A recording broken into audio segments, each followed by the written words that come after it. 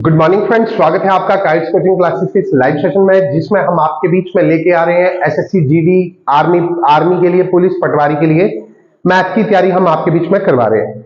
आशा करता हूं आपको हमारा वीडियो अच्छा लगता होगा। अगर अच्छा लगता है तो चैनल को सब्सक्राइब करें, वीडियो को शेयर करें, लाइक करें, कमेंट करें और बेल आइकन जरूर प्रेस करें ताकि आने वाले हर वीडियो का अपडेट आप तक पहुंच सके। शुरू करते हैं आज का टॉपिक। देखो, क्वेश्चन है, एक नाव में 10 नाविकों में से 56 किलोग्राम भार वाले व्यक्ति के स्थान पर नया व्यक्ति आ जाने से औसत भार में 800 ग्राम की वृद्धि होती है। नए व्यक्ति का भार ज्ञात करें। देखो, औसत जो वेट है, औसत नहीं बोला गया, औसत में 800 ग्राम वृद्धि हो रही है। बंदे 10 थे, एक चला गया, बंदे 9 रह गए। फिर गया कौन? 56 वाला, जिसका भार 56 था। अब ये चला गया, इसकी जगह नया बंदा आया। दोबारा से कितने हो गए? 10 लोग हो गए। ठीक है, इसके जो नया बंदा आया, अगर 56 केजी का होता तो औसत में कोई फर्क नहीं पड़ना था, एवरेज आपकी सेम रहती। पर जो नया व्यक्ति आया, उसके आने से क्या हुआ? 800 ग्राम की वृद्धि हुई। मींस टू से 10 व्यक्ति हैं, 10 का भार 800 ग्राम बढ़ा। हर व्यक्ति का 800 ग्राम बढ़ा, एवरेज इक्वल। तो 800 ग्राम बढ़ा तो 800 गुना 10 करेंगे 8000 ग्राम, मतलब कितना? 8 केजी। नए व्यक्ति के आने से 8 केजी का इंक्रीमेंट हुआ। तो पहले वेट कितना था? 56। अगर वो ही रहता तो एवरेज में कोई चेंज नहीं। परंतु क्या हुआ, उसके पास उसने अपना कितना भार बांट दिया? 8 केजी अपना भार बांट दिया। तो अगर वो नहीं बांटता तो 56 प्लस 8, तो आपके व्यक्ति का भार कितना होता? 64 केजी। क्लियर? नेक्स्ट क्वेश्चन है आपके पास, 8 लड़कों के समूह में एक लड़का चला गया, उसके स्थान पर नया व्यक्ति आ गया और उसके आने से औसत भार में 2.5 केजी की इंक्रीमेंट हो गया, वृद्धि होगी। नए लड़के का भार, सेम क्वेश्चन है। बोला गया 8 लड़के हैं, एक चला गया, उसकी जगह नया आया। नए आने से क्या हुआ? हर व्यक्ति के भार में 2.5 केजी का इंक्रीमेंट हुआ। तो 8 लोगों में 2.5 केजी का इंक्रीमेंट हुआ तो कितना हो गया? 20 केजी। 8 5 40, 8 दूनी 16, 4 है 20। तो 20 केजी का इंक्रीमेंट हुआ।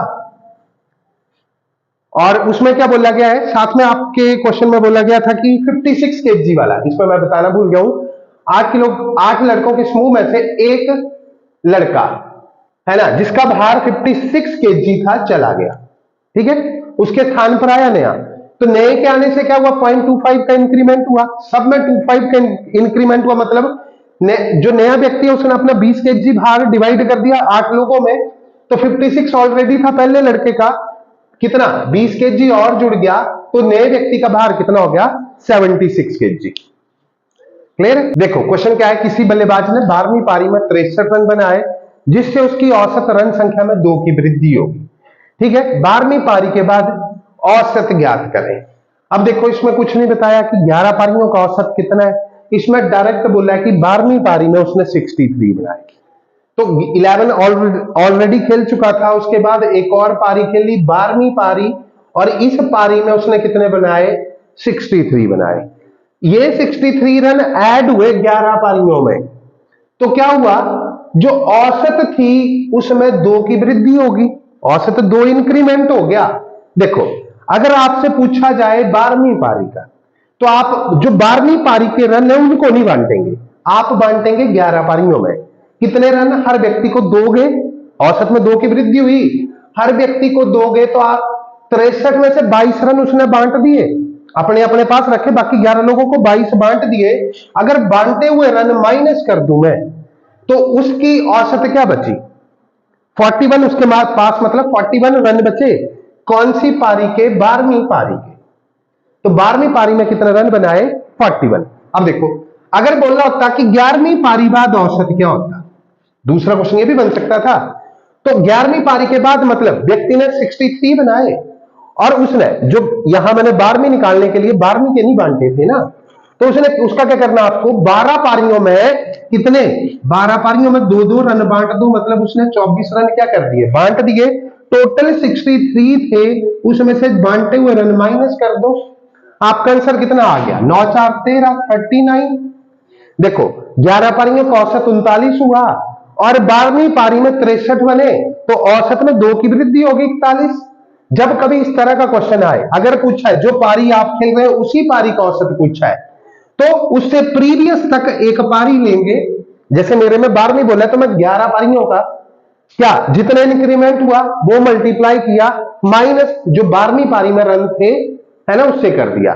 सेम 11वीं पारी के केस में क्या करेंगे, टोटल जो 12वीं पारी में रन बनाए उसमें से सब पारियों के 2-2 रन माइनस कर देंगे, माइनस करेंगे तो बचा 39, वो औसत हो जाएगा किसका, 11वीं पारी का। क्लियर है, लिखेंगे नेक्स्ट।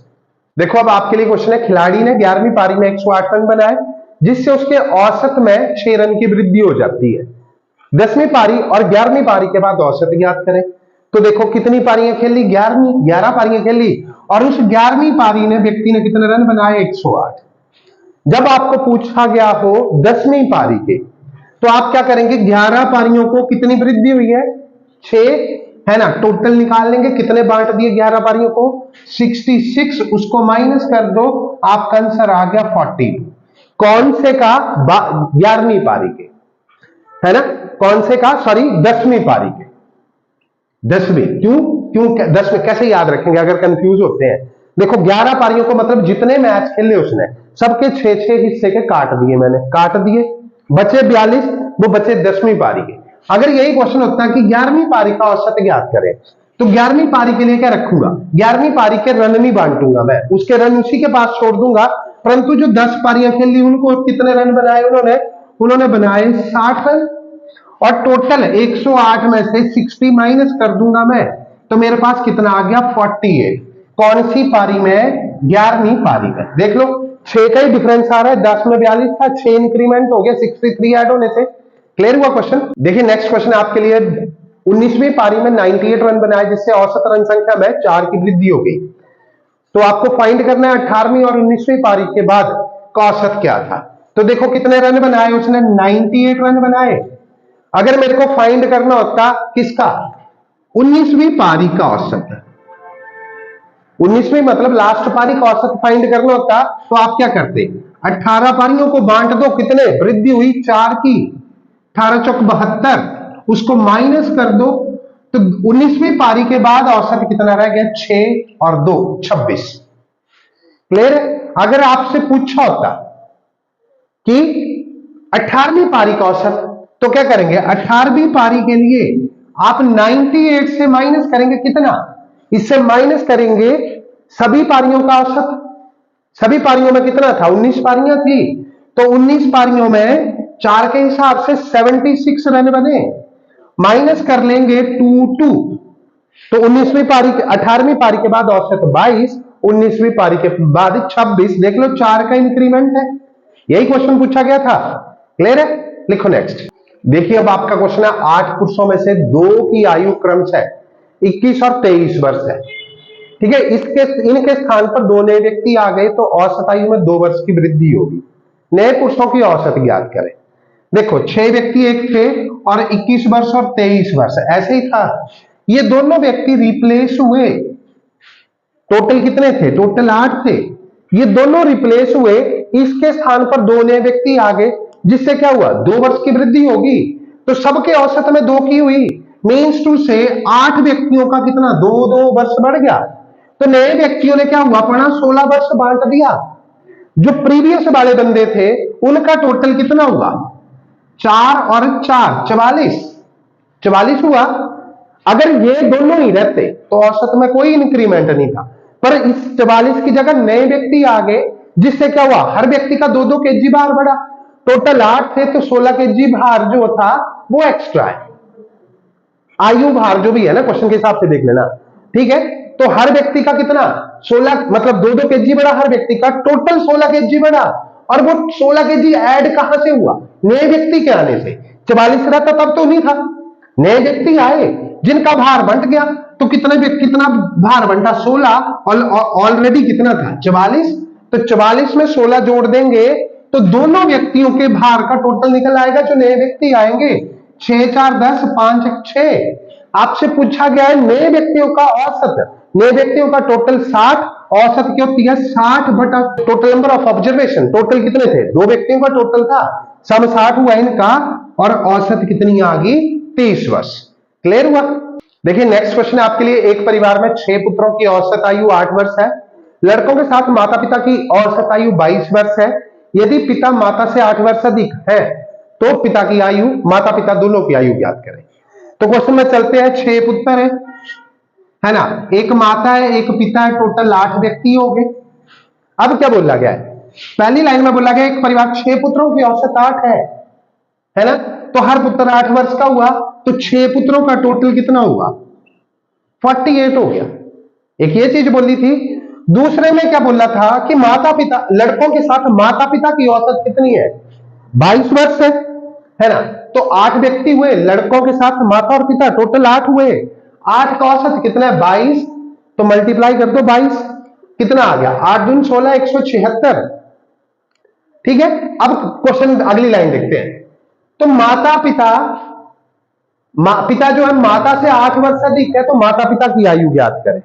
देखो ये टोटल आया पूरी फैमिली का, माता पिता प्लस लड़के जो थे, तो उन सबका टोटल 176। उसमें से अगर लड़कों को माइनस कर दूं मैं, कितना आ गया, 16 में से 8 गए 8, 2 126, 128। ये टोटल आया किसका, देखो बच्चे तो मैंने माइनस कर दिए, ये टोटल है माता पिता का। अब दूसरी बात, अगली बात क्या बोली गई है, माता और पिता कितने हैं, 8 वर्ष का गैप है। अगर मैं माता मानता हूं x, माता x मानता हूं, पिता क्या होगा 8 वर्ष ज्यादा होंगे, तो पिता माता से 8 वर्ष जोड़ दिए, x से 8 वर्ष अधिक है, और इन दोनों का टोटल आपके पास कितना आया 128। तो मैं लिख सकता हूं माता प्लस पिता का टोटल कितना हो गया 128। सॉल्व करूंगा मैं, 8 इस तरफ चले गए, यहां रह गया 2x प्लस 120, 2 से 120 चले गए, x बराबर क्या रह गया 60। x क्या मानना था माता, पिता कितना हो गया, पिता हो गया 68। क्लियर। देखिए क्वेश्चन क्या है आपके लिए, 10 वर्ष पूर्व एक परिवार में 4 सदस्य थे, है ना, तो पहली लाइन का क्या मतलब हुआ 10 वर्ष पूर्व, ऐसे लिख लो अगर पता नहीं चलता है, 10 वर्ष से पूर्व, पूर्व है मतलब पहले की बात है, तो हम कहां है आजकल, वर्तमान में, है ना, बाद की होगी 10 वर्ष बाद, तो वर्तमान से आगे चलेंगे। अब क्या बोला गया है, 10 वर्ष पूर्व परिवार के 4 सदस्य थे, औसत आयु कितनी थी 24, मतलब 10 साल पहले 4 बंदों का टोटल कितना हो गया, अगर औसत 24 थी तो 4 गुना 24, तो 10 साल पहले ये 4 बंदों का टोटल था 2496, 96। अब जैसे ही 10 साल के बाद अगला अंतराल शुरू हुआ वर्तमान पहुंचने तक, तो उनके पास क्या हो गया, 2 बच्चे पैदा हो गए, और टोटल परिवार में सदस्य कितने हो गए, 4 की बजाय 6 हो गए, जिससे क्या हुआ औसत वही रहा, कोई चेंज नहीं आया। औसत कितना था 24 था, वही रहा, है ना, तो कितना टोटल कितना हो गया 6 लोगों का, 24 शिक 144, 24 शिक 144।